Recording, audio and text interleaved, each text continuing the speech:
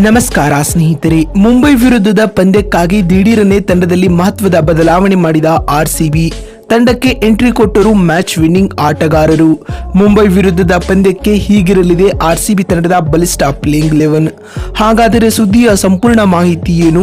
ಅಷ್ಟಕ್ಕೂ ಎಂಐ ವಿರುದ್ಧದ ಪಂದ್ಯಕ್ಕೆ ಆರ್ಸಿಬಿಯ ಪ್ಲೇಯಿಂಗ್ 11 ಯಾವ ರೀತಿಯಾಗಿರಲಿದೆ ಗೊತ್ತಾ? ಹೀಗೆ ಇದರೆಲ್ಲದರ ಬಗ್ಗೆ ನೀವತ್ತಿನ ಈ ಒಂದು ವಿಡಿಯೋದಲ್ಲಿ ತಿಳಿಸ್ಕೊಡ್ತಾ ಹೋಗ್ತೀನಿ. ಹೀಗಾಗಿ ದಯವಿಟ್ಟು ಈ ವಿಡಿಯೋವನ್ನು ಕೊನೆವರೆಗೂ ನೋಡಿ ಸ್ನೇಹಿತರೆ.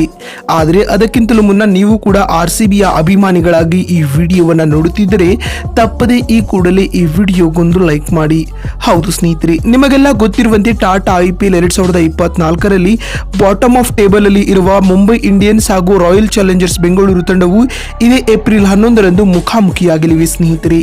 ಈಗಾಗಲೇ ಟೂರ್ನಿಯಲ್ಲಿ 5 ಪಂದ್ಯಗಳನ್ನು ಆಡಿರುವ ಆರ್ಸಿಬಿ ತಂಡವು 5 ಪಂದ್ಯಗಳಲ್ಲಿ 4 ಪಂದ್ಯಗಳಲ್ಲಿ ಸೋತು 1 ಪಂದ್ಯವನ್ನು ಗೆದ್ದು 2 ಅಂಕಗಳನ್ನು ಪಡೆದುಕೊಂಡಿದ್ದು ಅಂಕಪಟ್ಟಿಯಲ್ಲಿ 9ನೇ ಸ್ಥಾನದಲ್ಲಿದೆ. ಎನ್ನುವತ್ತ ಮುಂಬೈ ತಂಡದ ಸ್ಥಿತಿ ಕೂಡ ಅಷ್ಟೇನು ಉತ್ತಮವಾಗಿಲ್ಲ. ಆಡಿದ ಮೊದಲ 3 ಪಂದ್ಯಗಳಲ್ಲಿ ಸೋಲು ಅನುಭವಿಸಿದ್ದ ಎಂಐ ತಂಡ ಅದಾದ ಬಳಿಕ ಡೆಲ್ಲಿ ವಿರುದ್ಧ 1 ಪಂದ್ಯವನ್ನ ಗೆದ್ದು ಅಂಕಪಟ್ಟಿಯಲ್ಲಿ 2 ಅಂಕಗಳನ್ನು ಪಡೆದುಕೊಂಡಿದ್ದು ನೆಟ್ ರನ್ ಆಧಾರದ ಮೇಲೆ ಆರ್ಸಿಬಿಗಿಂತಲೂ 1 ಸ್ಥಾನ ಮುಂದೆ ಅಂದ್ರೆ 8ನೇ ಸ್ಥಾನವನ್ನ ಪಡೆದುಕೊಂಡಿದೆ ಸ್ನೇಹಿತರೆ. ಮೊನ್ನೆ ರಾಜಸ್ಥಾನ ವಿರುದ್ಧ ತವರು ಅಂಗಳದಲ್ಲಿ ಸೋತ ಆರ್ಸಿಬಿ ತಂಡವು ಟೂರ್ನಿಯಲ್ಲಿ ಹ್ಯಾಟ್ರಿಕ್ ಸೋಲನ್ನ ದಾಖಲಿಸಿದ ಕಳಪೆ ದಾಖಲೆಯನ್ನ ನಿರ್ಮಿಸಿತ್ತು ಸ್ನೇಹಿತರೆ. ಇದೀಗ ಆರ್ಸಿಬಿ ತಂಡವು ಟೂರ್ನಿಯಲ್ಲಿ ಕಮ್ಬ್ಯಾಕ್ ಮಾಡಲೇಬೇಕಾಗಿದೆ. ಇಲ್ಲವಾದಿದ್ದಲ್ಲಿ ಆರ್ಸಿಬಿ ತಂಡದ ಪ್ಲೇ ಆಫ್ ಹಾದಿ ತೀರಾ ಕಠಿಣವಾಗಲಿದೆ ಸ್ನೇಹಿತರೆ. ಏಕೆಂದರೆ ಈಗಾಗಲೇ 5 ಪಂದ್ಯಗಳನ್ನು ಆರ್ಸಿಬಿ ತಂಡ ಆಡಿದೆ. ಹೀಗಾಗಿ ಇನ್ನುಳಿದ 9 ಪಂದ್ಯಗಳಲ್ಲಿ ಕನಿಷ್ಠ 7ರಿಂದ 8 ಮ್ಯಾಚ್ಗಳನ್ನು ಆರ್ಸಿಬಿ ಗೆಲ್ಲಲೇಬೇಕಾಗಿದೆ. ಇನ್ನು ಅತ್ತ ಮುಂಬೈ ತಂಡ ಕೂಡ ಮುಂದಿನ ಎಲ್ಲಾ ಪಂದ್ಯಗಳನ್ನ ಗೆಲ್ಲಲು ನೋಡುತ್ತಿದೆ ಸ್ನೇಹಿತರೆ. ಇನ್ನು ಆರ್ಸಿಬಿ ಹಾಗೂ ಎಂಐ ನಡುವಿನ ಈ ಪಂದ್ಯವು ಇದೇ ಏಪ್ರಿಲ್ 11ರಂದು ಅಂದ್ರೆ ಗುರುವಾರ ನಡೆಯಲಿದೆ ಸ್ನೇಹಿತರೆ. ಅಂದಹಾಗೆ ಈ ಪಂದ್ಯವು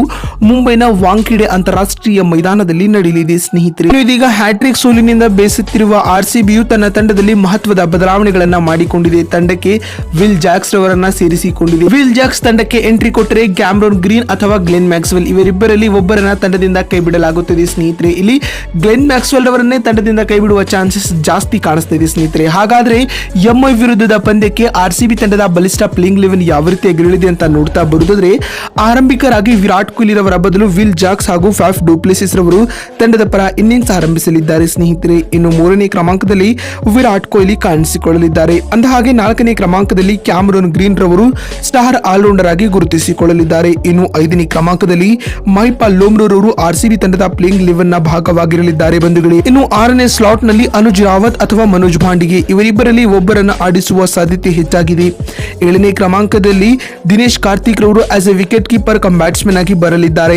8ನೇ ಕ್ರಮಾಂಕದಲ್ಲಿ ವಿಜಯ್ ಕುಮಾರ್ ವೈಶಾಖ್ ರವರು ಬರಲಿದ್ದಾರೆ ಬಂಧುಗಳೇ. 9ನೇ ಕ್ರಮಾಂಕದಲ್ಲಿ ಸಿರಾಜ್ ರವರು ಅಷ್ಟೇನು ಉತ್ತಮವಾದ ಫಾರ್ಮ್ ನಲ್ಲಿಲ್ಲ. ಹೀಗಾಗಿ ಸಿರಾಜ್ ಅಥವಾ ಯಶ್ ದಯಾಲ್ ರವರು ಕಾಣಿಸಿಕೊಳ್ಳುವ ಸಾಧ್ಯತೆ ಜಾಸ್ತಿ ಇದೆ ಸ್ನೇಹಿತರೆ. 10ನೇ ಕ್ರಮಾಂಕದಲ್ಲಿ ಸ್ಪಿನ್ನರ್ ಆಗಿ ಕರಣ್ ಶರ್ಮಾ ಬರಲಿದ್ದಾರೆ. ಇನ್ನು 11ನೇ ಹಾಗೂ ಅಂತಿಮ ಕ್ರಮಾಂಕದಲ್ಲಿ ರೀಸ್ ಟಾಪ್ಲಿ ರವರು ಆರ್ಸಿಬಿ ತಂಡದ ಪ್ಲೇಯಿಂಗ್ 11 ನ ಭಾಗವಾಗಿರಲಿದ್ದಾರೆ ಬಂಧುಗಳೇ. ನೋಡಿದ್ರಲ್ಲ ಸ್ನೇಹಿತರೆ, ಆರ್ಸಿಬಿ ಹಾಗೂ ಎಂಐ ನಡುವಿನ ಪಂದ್ಯದ ಪ್ಲೇಯಿಂಗ್ 11 ಯಾವ ರೀತಿಯಾಗಿರಲಿದೆ ಅಂತ ತಿಳಿಸಿಕೊಡುವ ನಮ್ಮ ಈ ಪ್ರಯತ್ನ ನಿಮಗೆ ಇಷ್ಟವಾಗಿದ್ದಲ್ಲಿ ತಪ್ಪದೆ ಈ ಕೂಡಲೇ ಈ ವಿಡಿಯೋಗೊಂದು ಲೈಕ್ ಮಾಡಿ. ಅದೇ ರೀತಿ ಸ್ನೇಹಿತರೆ, ನಿಮ್ಮ ಪ್ರಕಾರ ಆರ್ಸಿಬಿ ಹಾಗೂ ಎಂಐ ನಡುವಿನ ಪಂದ್ಯವನ್ನ ಯಾರು ಗೆಲ್ಲಬಹುದು ಎನ್ನುವುದನ್ನ ಕಾಮೆಂಟ್ ಮಾಡುವ ಮೂಲಕ ತಪ್ಪದೆ ತಿಳಿಸಿ. ವಿಡಿಯೋವನ್ನ ಇಲ್ಲಿವರೆಗೂ ನೋಡಿದ್ದಕ್ಕಾಗಿ ಧನ್ಯವಾದಗಳು.